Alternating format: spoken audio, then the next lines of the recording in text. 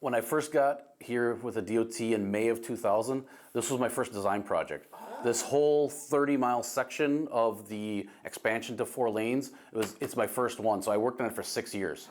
When it comes to designing highways, Department of Transportation engineer Matt Hafes says it's easy for him to go down memory lane. Just north of the Stevenson-Pure Road intersection with Highway 57, there are 2 bridges that cross the Anapee River, and if you look on either side, there's extra tall fence along the sides of the roadway. So normally DOT would install a 5-foot tall fence.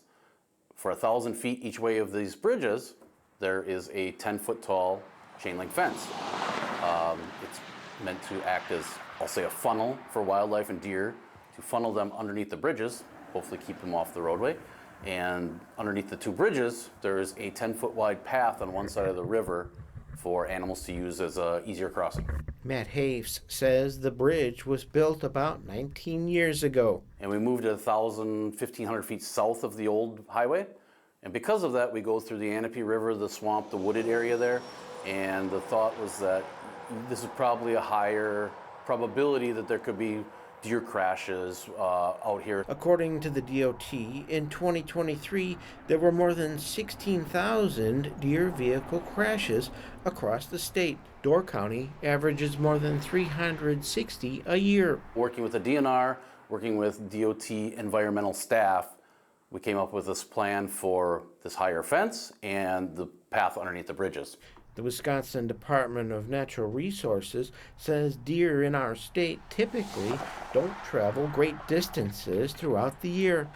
But DNR wildlife biologist Steve Burns says there may be an impact on this section of the Anapee River. I think it's great business to make it so that animals can move underneath them. Just because we don't have seasonal migrations or things of that nature doesn't mean that the opportunistic deer won't follow that underneath a roadway. They're also great for reptiles, turtles, or amphibians can move, follow that stream corridor there. I think it turned out really well. Hopefully if this path is easier than walking through the stream, walking down the river, I certainly hope they use it. And hopefully because of that, we've had less crashes, less interactions with vehicles and deer. In Door County, Eric Peterson, Fox 11 News.